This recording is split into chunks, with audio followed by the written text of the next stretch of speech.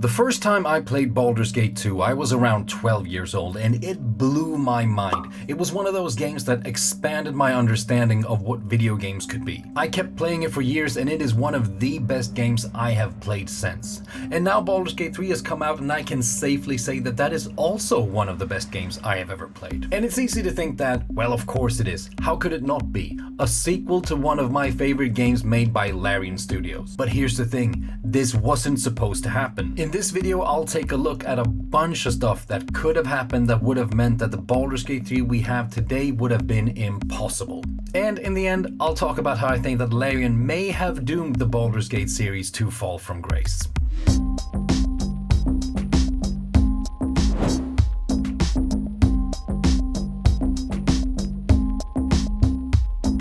Of all the things that could have stopped Larian from making Baldur's Gate 3, this must be considered the most likely.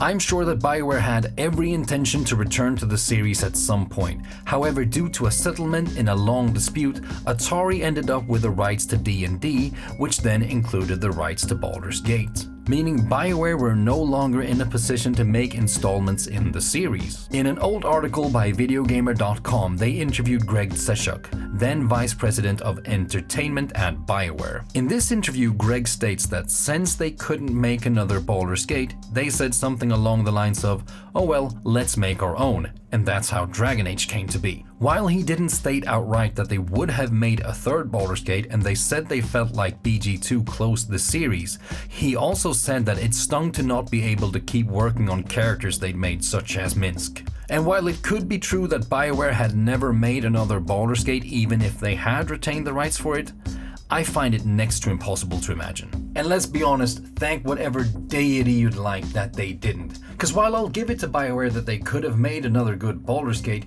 we would also have gotten a Baldur's Gate 4, 5, 6, Inquisition, the Baldur's Gate card game, and hero shooter. Since BioWare became a part of EA, they've constantly tried to squeeze the next massive success out of their different IPs, even when they haven't had any good ideas of what to do with them. Doesn't matter that the Mass Effect trilogy's finished.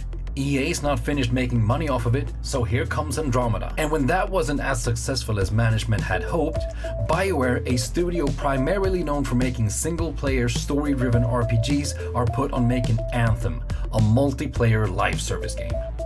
And when that became nothing more than another corpse in the live service cemetery, they went on to announce another Dragon Age and another Mass Effect, because one of those will surely be that massive success, right?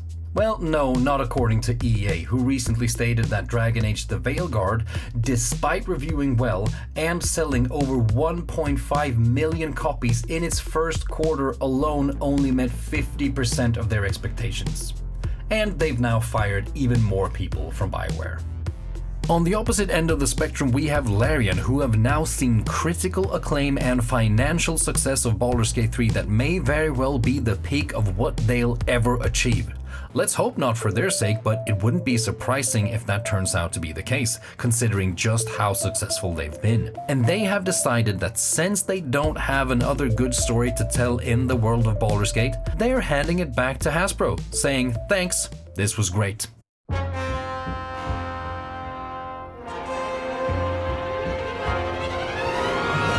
What's your business today? Oh, we're here to license Baldur's Gate 3. Good luck with that. People have been trying for many years. Oh, really? So we just talked about how Wizards of the Coast didn't give BioWare another stab at Baldur's Gate.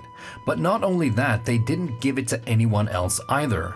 Or to be more specific, no one was allowed to make Baldur's Gate 3 in particular. They've not shied away from having the Baldur's Gate name used for novels, comic books, D&D adventures, and even video games. In 2001 and 2004, Interplay published Baldur's Gate Dark Alliance 1 and 2, developed by Black Isle Studios. But those games are action RPG spin-offs that had no connection to the story of Baldur's Gate 1 and 2. And while I obviously don't know if Wizards put a stop to a third installment in the main series, or if Interplay wanted something more console compatible and more suitable for the market, we do know that Wizards have been reluctant when it comes to Baldur's Gate 3. Swen Vincke, founder of Larian, has stated that they tried to get the rights to Baldur's Gate 3 once before but were denied. So something made them change their mind. Larian might have had a more compelling pitch with the release of DOS 2 in their portfolio. Aside from that, the sudden rise of 1980s nostalgia meant that D&D had a new push in popularity and a never-before-seen presence in mainstream media. Who knows what the attitude had been towards a third Baldur's Gate without it?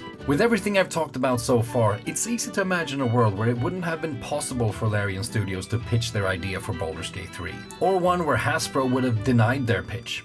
Again. However, what's probably even easier to imagine is a world where there was no Larian no longer. Looking back at the history of Larian Studios, it is a long road full of terrors and near bankruptcies. So the reason why a lot of people were excited about Larian being the studio making Baldur's Gate 3 was because we had played and thoroughly enjoyed Divinity Original Sin 1 and maybe especially Divinity Original Sin 2. DOS 1 was released in 2014, which might seem like a very long time ago, but the studio has been around since 1996. In the beginning, they were working on two projects, one called LED Wars and one called The Lady, the Mage and the Knight. The first was an RTS that was released in 1997, and the second was an RPG that supposedly had some ideas that Larian have later brought over to their more well-known titles.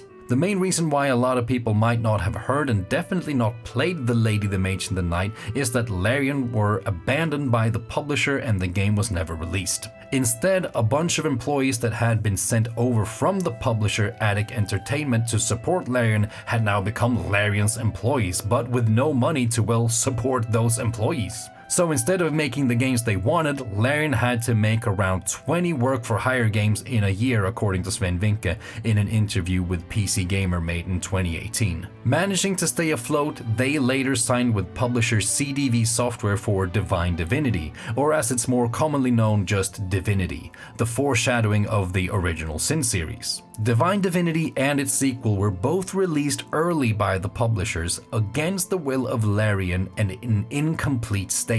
Despite this, the games were well received. However, it didn't do much for the stability of Larian. According to the same PC Gamer interview, because of the structure of the publishing deal, the sales of Divinity 1 didn't earn Larian any money and they had to go from 30 employees to just 3, back to doing work for hire in order to stay afloat. After the release of Divinity 2 Beyond Divinity, which was also released early by an impatient and financially fucked publisher, that publisher went bankrupt and Larian was without funding for future projects yet again.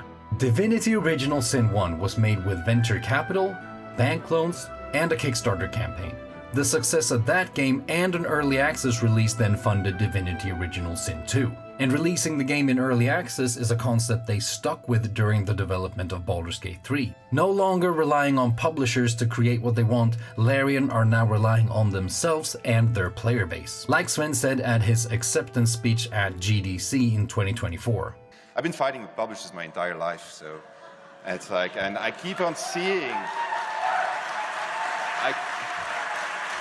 I keep on seeing the same mistakes over and over and over, and it's always the quarterly profits. The only thing that matters is the numbers, and then you fire everybody, and then like next year you're going to see, shit, I'm out of developers, and you're going to start hiring people again, and then you do acquisitions, and then you put them in the same loop again, and it's just been broken and broken and broken. You don't have to. You just can make reserves, slow down a little bit, slow down on the greed, be resilient, take care of the people, don't lose the institutional knowledge that's been built up in all of those people that you lose every single time, so that you have to go through the same cycle over and over and over. And this is important. The chance of survival for Larian must have been near 0% at multiple times during its near 30-year history. But it has prevailed, and it has become a stable studio that does exactly what Sven brought up in his speech. It slowed down. They took care of their people, and they kept that institutional knowledge that Sven talked about. Daniel Dwyer from NoClip made a video for A16Z Games about Baldur's Gate 3 and what ingredients are needed for a game to become that successful. And the thing he brings up after having interviewed countless developers, having made documentaries about tons of games, is exactly that. The institutional knowledge. And if you're keeping up with the news about the video game industry nowadays, you can't have missed the countless stories about acquisitions, followed by even more stories about layoffs. What are the chances that a studio like Larian hasn't been acquired by Microsoft? Or any other big company for that matter, but Microsoft alone have been vacuuming up small to mid-sized studios who have released a good game or two. And now a bunch of those studios are closed and developers are either laid off or moved to other positions as a part of a larger restructuring. Where does that institutional knowledge go? Let's circle back to BioWare, a prestigious studio that were rewarded for their excellence by being acquired by EA. During the development of Dragon Age: The Veilguard, BioWare announced that they fired 50 employees. And like I mentioned earlier, they celebrated their 1.5 million copies sold by laying off even more employees. And you can't help but hear Sven's words now that the studio is ready to focus more on the next Mass Effect. Shit, I'm out of developers. I've already talked about why I'm happy that BioWare never made more Baldur's Gate games. They're a perfect example of what Sven's talking about. That old BioWare is gone. That institutional knowledge isn't there, at least not to the degree that it could have been. But they're still expected to repeat the successes of their past. No wonder a studio that didn't grow into the type of studio that Larian has become have had trouble recreating that success over the course of I don't know how many Dragon Age and Mass Effect titles, plus an Anthem. And to circle back to Larian again, consider the likelihood of 1, them even staying alive the way they did, and 2, doing it in a way that has made them into that studio full of institutional knowledge and not having become beholden to the whims of big publishers along the way.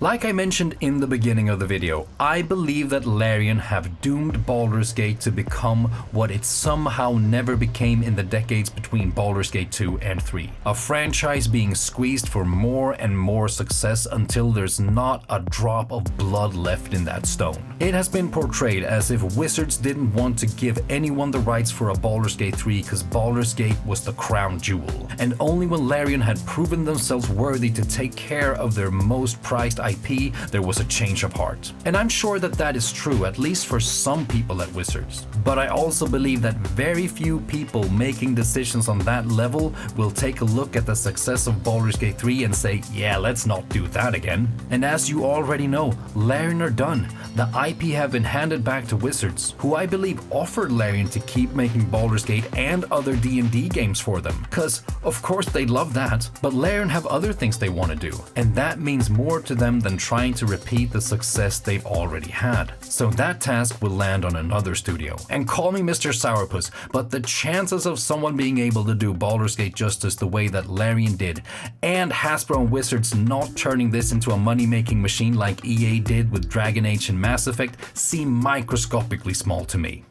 Looking back at the history of Baldur's Gate as a series and Larian as a studio, I think it is safe to say that Baldur's Gate 3 is an unlikely masterpiece. I haven't even brought up that their studio got flooded. I haven't taken into account that the game was developed through the trying times of first a pandemic and then a war in a region of Europe where Larian had some of their developers located. Larian Studios was founded roughly 30 years ago. Baldur's Gate 2 came out over 20 years ago. As I pointed out, there were a lot of things that had to happen and maybe even more that had to not happen for us to have the Baldur's Gate 3 that we have now. And I, for one, am very happy that we do. Thanks for watching.